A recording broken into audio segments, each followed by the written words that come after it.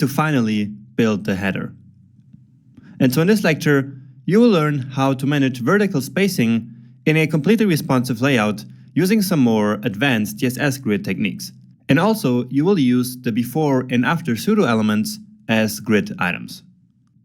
So in this header, we have the logo of the company. Then we have this H3 element here, which we already styled before. Then this main text here, which is the H1 element, so the main heading of this entire page. And then just this button that we also already styled before. And then down here we have like this thing which gives the page some social proof. So basically these four companies here, they talked about this website and this company, and so we're including that on our page here. And that's how many startups actually do it these days. So when you see a modern page of a startup, you usually have like these icons of some websites that wrote an article about them. So let's put all of that in our markup now, so that we can then after that style it. So here in our header, the first thing is the image, and it's called header logo. And the source is also simply called logo. Okay, then next up we have this H3 with the heading 3 class, right? And so this one here says your own home, and then we have the H1 with the heading 1 class. We didn't style this one yet, and so we're going to do that next. So it says the ultimate personal freedom. Okay, then the button.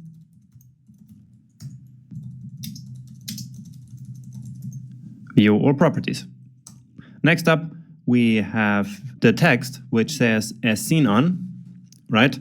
So basically we have an element just for this, and then an element which is going to contain these 4 logos. So header seen on, and I'm going to call this one here text.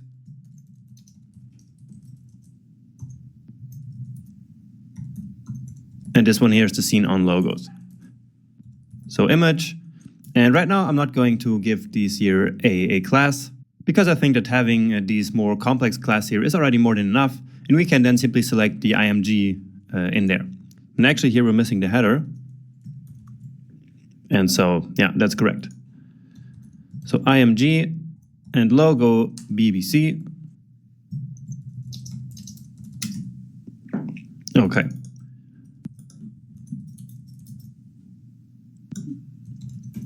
Then we have Forbes, TechCrunch, and Business Insider. 2, 3, and 4. All right, let's take a look at that. And here we go. Now, of course, all of this is huge, but we're going to take care of that in a second. Let's start with our H1 element here.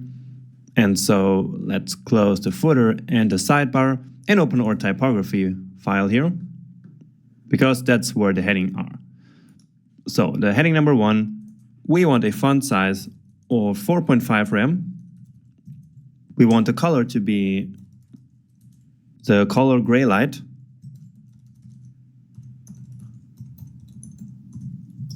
Okay, so basically almost white.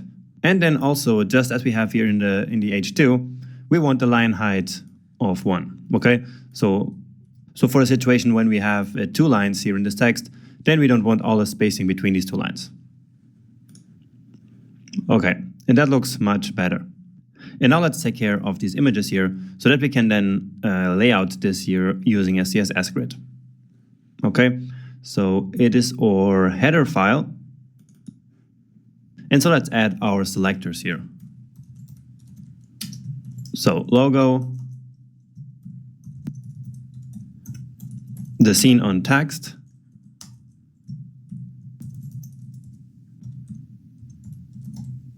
the seen on logos, and then remember in there we are going to select the image tags directly. So we don't have a separate class for them here this time. Okay, so these images, they should all have the same height. So let's say 25 pixels. Okay, and we want them to have the same height because that's the way it looks better. So just like this, imagine if we would have them having the same width, then they would have different heights, and that would look weird when they are side by side like this. Okay, now as for the logo, let's give it a height of, let's say, 3 rem. Okay, and so yeah, that looks much better as well. Also, before we move on with the layout part, let's give this here its background image so that it looks just like this here with this house as the background image. And so that's directly on the header element. And so background image. And again, we're going to use this trick where we have multiple backgrounds, where the first one is a linear gradient in order to make the image darker. So I'm going to use RGBA and use the secondary color, so the blue one, and then give it a 93% alpha value. So going from this color basically to the same color. And so that's the best way, again, of creating an overlay for an image. And then after that, of course, IMG, and this one is called hero.jpg. And this is actually not correct because we need to move out of the CSS folder first before we can go into the IMG folder. Now just set it to cover here with the background size, and then we should be good to go. Okay, maybe just set it to centered, so the background position to center. And yeah, that looks a lot better. Okay, so now comes the time to create some spacing here between all of these elements, and then also center them both vertically and horizontally here in this header element. So how would we have done that in the old days? So probably we would have just created a container for all of these elements. We would then have centered that container inside of the header, and then we would have just created some margins here, like margin bottoms, on these different elements to create some spacing. But with CSS Grid, we can do better than that. And that's because with the grid, we can define the line heights instead of having to define some margins. And so that's a lot easier, and it makes a lot more sense, I think. And so let's now go do that here for this header element. So display grid, and so we're going to turn this entire header element into a grid container, and then we can define its rows. So template rows. Now, how are we going to do this? Let's take a look again at our final result here. And so we see that there's a lot of space here after this, this logo here, and also a lot of space between this button, in between this element here, which says as seen on. Okay, but let's start here with this space after the logo. So imagine that we wanted to have the logo here on the top, and then push all of these other elements here to the bottom. So how could we do that? Well, we could use the fractional unit. So 1FR, and then simply allow all the other rows to be sized automatically. Okay, so let's take a quick look at how our grid looks like this. Okay, and that's as expected, right? And let's reload this because something here went wrong with the text. But anyway, this looks exactly as expected. So let's actually inspect this new grid that we have here. So this header. Okay, and so this is how our grid looks like. So this here. So all this time we've been using the fractional unit for the columns in order to fill up all the available space that is available, right? But of course, we can do the same with the rows. And it works in this case because the grid container actually has a very well defined height. And that height is this 80% of the viewport height, right? So this entire row that we have here, this first row which contains all of this, remember we defined that as being 80% of the viewport height. So we have here the container. So let me show that to you just to remember. And so here we see.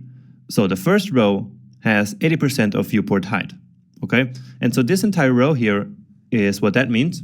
And therefore, this header element here also has this 80% viewport height. And so again, this grid container here has a very well-defined height, which is 80% of the viewport height. Okay, so if we now come here to this header, and if we hadn't this definition here, then basically all of that space would be divided up equally. But that's not really what we want. Instead, in this very first example, we want this first row to occupy all of their empty space. And so we give it one fractional unit and then allow all the other rows to be sized automatically. Okay? Does that make sense? Now, in order to add some space then here between them, we can of course use the grid gap property. And so that is the big advantage. Instead of having to add some margins to all of these child elements, we can simply do it right on the container, so right on the grid definition. And that's a lot easier than using, for example, something like Flexbox, or even the even older way that I described in the beginning. So grid row gap, and let's set it to 1.5 rem. Okay, and so that's even better than before, but we can do better than that. So let's add some space here after this row here. And so basically what we want here is to increase the row size, right? Because remember, we cannot really style these gaps here individually. And instead, we can increase the row size. So let's set this here like to 6 rem, for example. And so the first row has this fractional unit. Then the second one, we want to be sized according to the content. So let's use min content. And then the next one is 6 rem. Okay, so let's check that out now. And yeah, so you see that now we have this more space here between these two. So that's starting to look more like our original. Now next up, we also want a lot of space here after this button, right? So just like this. And so let's say that we want this row here to be 1FR, such as the row with the logo, okay? So 6 rem is this one with the text, and then the next one should be 1 fractional unit. And so that's what this is going to look like. Now this is of course not ideal, and it happens because this element always tries to span its entire grid cell, right? So we've been seeing this behavior here a lot of times, and so let's fix that. And we can do that using the align self and justify self properties here on this button. So how are we going to do that? Well, here in our index file, the button is of course this reusable button, and so it doesn't have any class. But right now I think I should give it one, so that I can then apply these two properties that I just mentioned. So justify self and align self. So button and header button as well. So yeah, let's put it here right after the logo.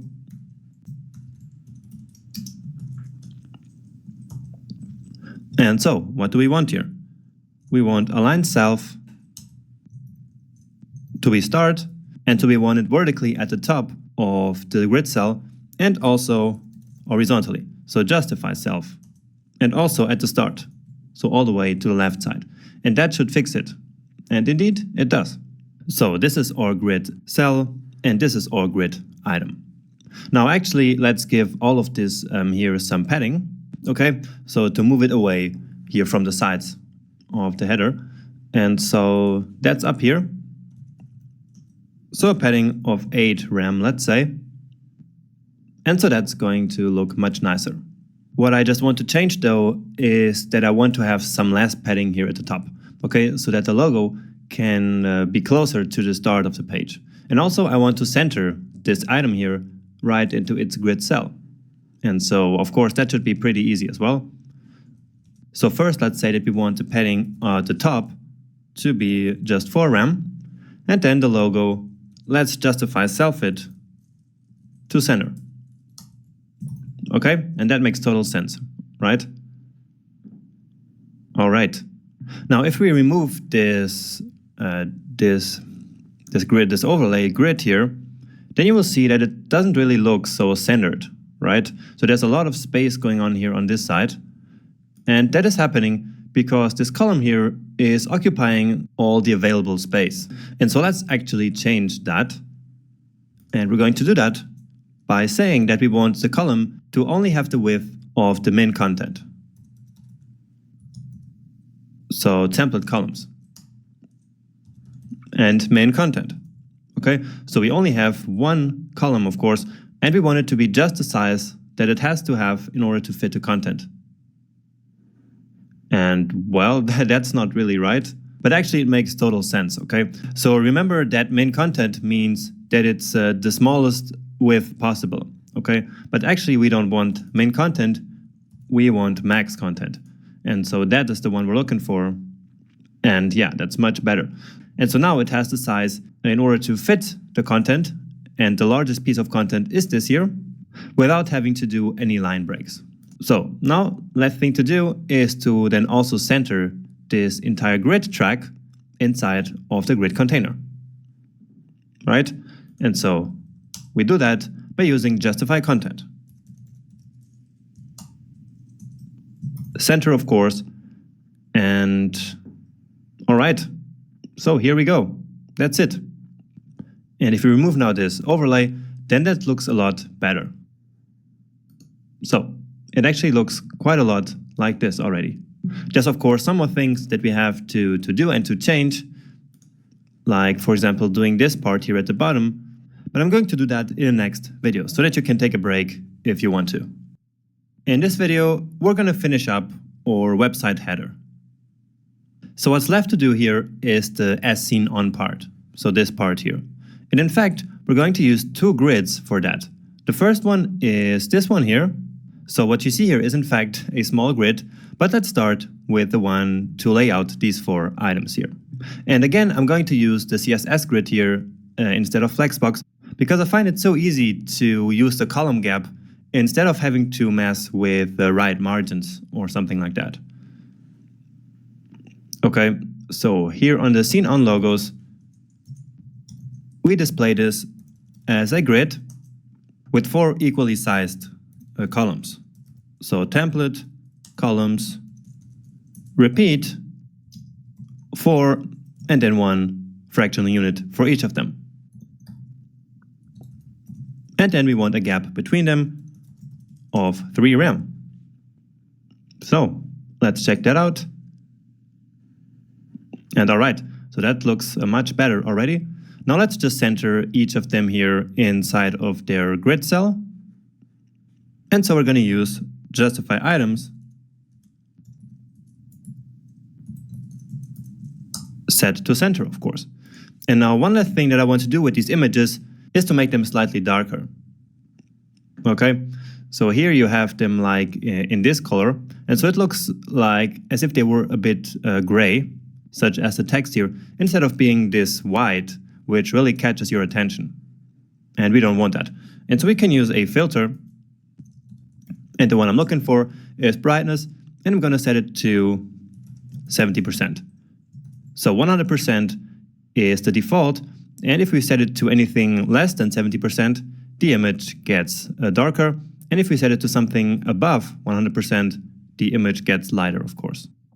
Okay, and so yeah, so that's the change that you just saw here. So that's this part, and now let's talk about the scene on part. And as I mentioned, we're going to use a grid here as well.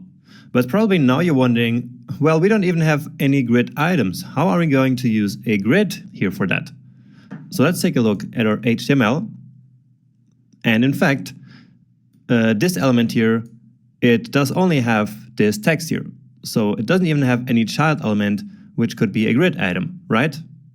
But in fact, that's not correct, because even text can be treated as a grid item. And so if I set this element here to a grid container, then this scene on text here will be one of the grid items.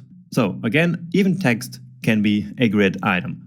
And what can also be grid items are pseudo elements. And so the trick here is to use one before pseudo element and one after pseudo element to create the 2 lines that we see here. So these 2 lines. And so basically this here will be one of the grid items, and the other grid item is this line here, which is a before pseudo element, and this line here is an after pseudo element. And so all 3 grid items will be these 3. Okay, so that's a completely different application of CSS Grid, and so I wanted to show you that as well, and that's why I included this small part here in this project. Okay, so we set this here to display grid, and before doing any grid definitions, let's quickly style the text here. So font size 1.6 rem, and the color is the darker light gray. So color gray light and the darker version, so the number 1. All right, and now let's take care of the before and after pseudo elements.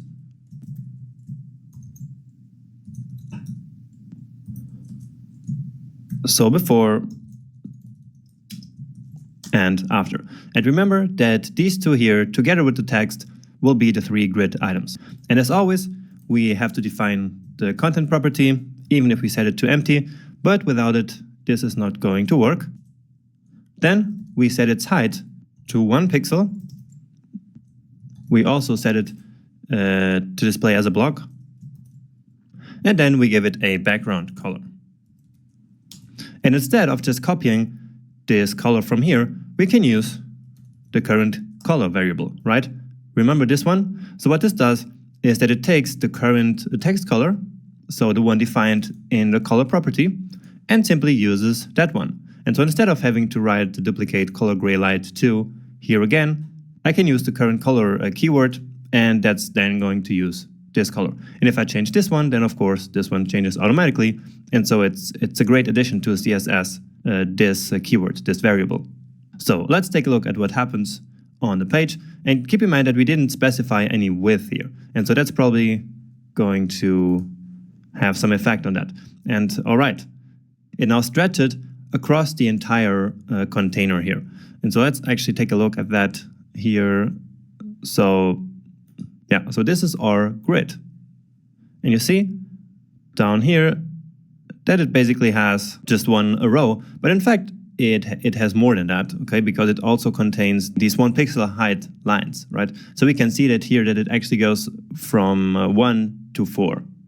So by default, CSS Grid always places its items in rows, right? But instead, we want columns. So we want 3 columns, 1 for the line. Then after that, we want the text here, the scene on text, and then we want the other line. And so let's define our columns. So grid template columns, and the first one is 1FR, so taking the remaining space. Then the one in the middle is max content, okay? And let me actually try min content here to show you what happens. And then the last one is 1FR as well. So we want the left and the right side to be the same, occupying all the remaining space, and then the text in the middle. So let's take a look at that. And that's what I meant with the min and max content. So right now this is a breaking here into a new line, and that's exactly what min content means. And so what I want here is max content. And so that's what it looks like.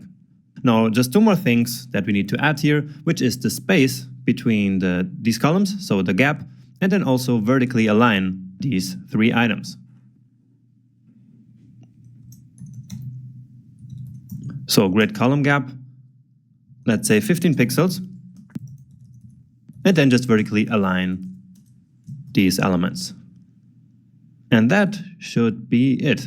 And yeah, that's it. So that's just the same as our initial version, right? Now, of course, the spacing here is different, and that's because we have these dev tools here. And so let's actually see the effect of different viewports on the layout here. Okay, so this is what happens when we change the viewport height.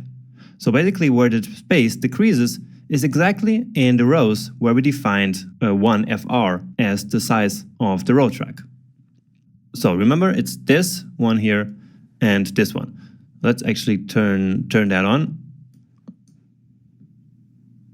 So the header. And so now you will start seeing how these rows increase, right? So this one and this one.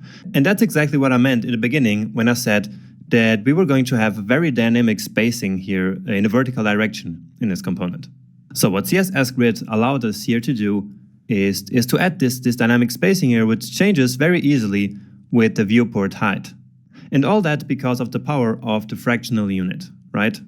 So that's what allows us to have this behavior where when we change this viewport height, so the height of the container, then this part here stays at the bottom and we want this stays at the top, and all that changes is the size of these rows. Basically, this part here stays at the middle. Okay, and so once again, we used some advanced tools and concepts here in CSS Grid to achieve exactly what we want. And so with that, you have now the tools to create something similar for your own pages. So of course, I don't want you to do the exact same thing, and that's what I always say, because really, I teach you this so that you can have the tools, but not that you can copy exactly what I do here. So always be creative and use these tools for your own layouts and designs.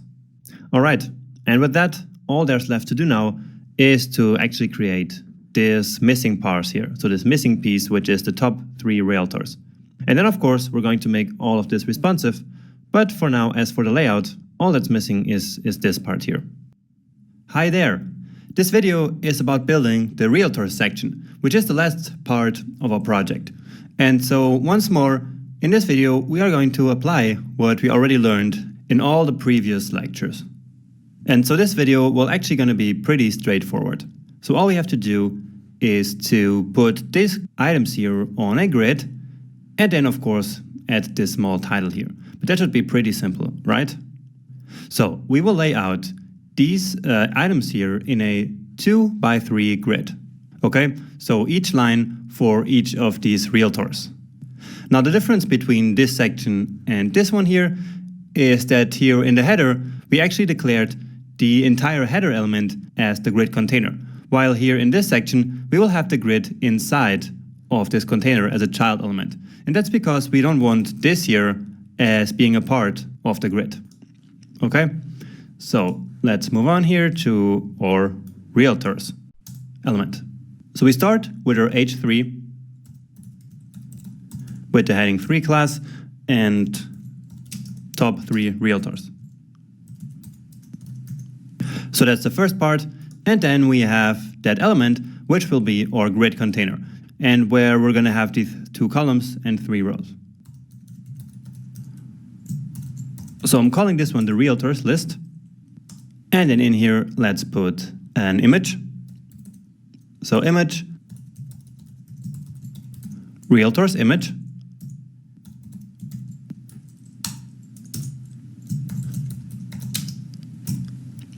all right, so pretty straightforward.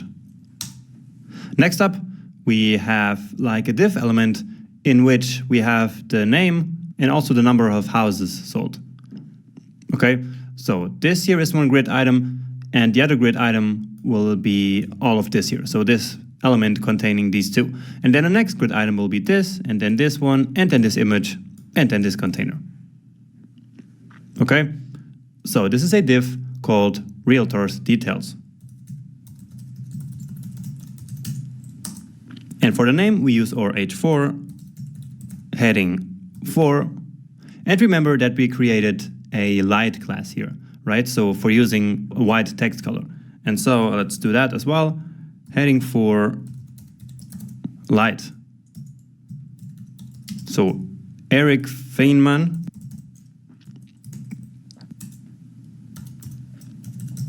And a paragraph for the number of houses. So 245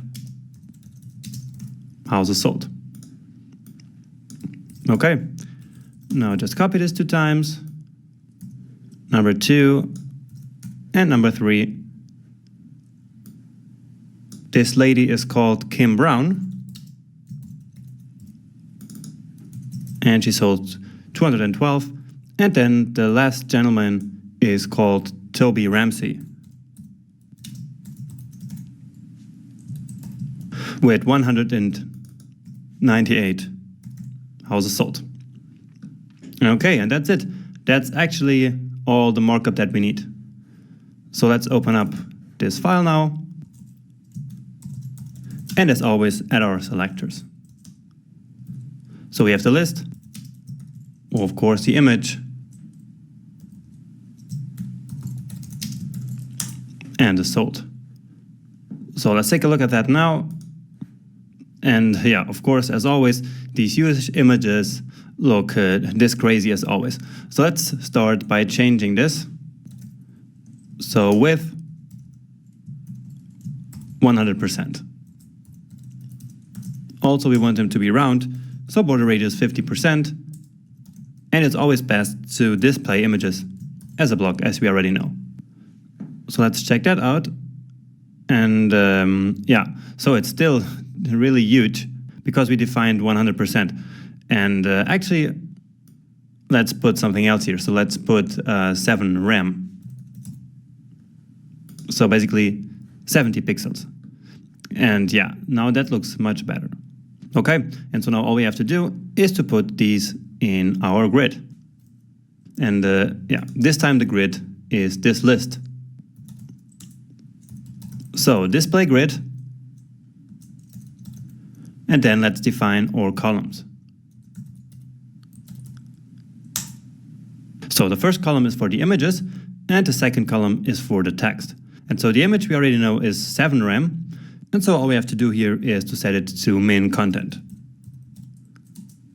Okay, so that it fits the image nicely. And then as for the text, let's use max content, so that it doesn't create any line breaks in our text. Check that out. And all right, it's side by side and laid out in this grid now. Let's take a look at that. And all right. So you see it's actually a grid. Now all we need to do is to define some spacing here. So let's add a spacing to the columns and to the rows. So the columns, let's add 20 pixels. And now between the rows, let's add something different here. And this time we're going to use the VH unit again. So I'm going with 5 VH, so 5% of the viewport height. And why did I do it this way? Well, of course, because I wanted this margin, this spacing, to change whenever we change the height of the viewport. And that's because on a really large screen, this starts to look like really ridiculous. So on a very large screen with a huge viewport height, we would have this very small component sitting here in the middle with a lot of space around it. And that looks kind of weird. And so I decided to go with the viewport height unit. And so you see, as we change this, we also decrease the spacing between the rows. Okay, now as for this text, let's format this one here and move it up a little bit. So it's this sold text here, and I want it in uppercase. The color should be the gray light too. So let's get that from here. It's actually already selected. And let's move up a little bit, so just like 3 pixels. So a negative margin to the top does the job quite well here. We could have used a transform, but this here works just as well. Okay, so that looks nice. And now all we have to do is to vertically center this here in the middle. Okay, and we can actually do that here on the container. And of course, that's this one. So let's here say align items, center. So centering the items inside the cells vertically. And all right, that's it. Let's just give this entire Realtor's component here a padding. So padding of 3 rem. And yeah, okay. And now all that's left to do is to actually center all of this here in this parent element, both horizontally and vertically. So let's think about how we can do that. The first option that comes to mind is to use Flexbox, because we've done that a lot of time. But again, I'm going to use Grid here. So since this is a grid project, let's then actually use CSS Grid in order to center it. And that's really easy, right? All we have to do is to say that this element here should be a grid container, and then align the tracks to the center both horizontally and vertically. So display grid, align content center, and justify content center. And that's it. So just like that, we centered all of this. So let's check out that grid. And so you see, we have a grid with 1 column and with 2 rows because we have these 2 elements. So this heading and this part. Now we just need some space here after this Realtors, and we also need to center it here inside of the grid. Okay, so how can we do that? Well, we could just add some spacing directly to this element, so this H3 element. But for that, we would have to use the helper classes that I created earlier. But instead, what we can do is to just define a gap between the rows of this small grid, and then that is going to create the spacing that we want just as fine. So, grid row gap, let's say to rem. And there's our spacing. And now if we say justify items set to center, then that will center this element. So let's put that here. Justify items center. Okay, and yeah, that's it. Now why did this last property only affect the title and did nothing with this part here? So it didn't do anything here because this content here is actually what defines the width of the grid. And so centering this here does nothing because this grid cell is already the size of the entire track and the entire grid container. And so centering does nothing to it here in this case. Okay, and that's it. So nicely centered. Also, as we decrease, now we actually have some issues here in this header part, but we're going to fix that together with all of the other things that are not working 100% for the responsive layout right in the next 2 lectures. So now that we have our page completely designed, okay, so we're really ready with all of this, and this is great progress. So we used a ton of grids here to build all of this, but if you want to make this truly responsive, then we have to add a couple of media queries still. So some of the parts are already responsive like this, but not everything is possible to do without media queries. And so in the next 2 videos, we are going to write some media queries to make this page truly responsive. Okay, so stay tuned and see you in a minute.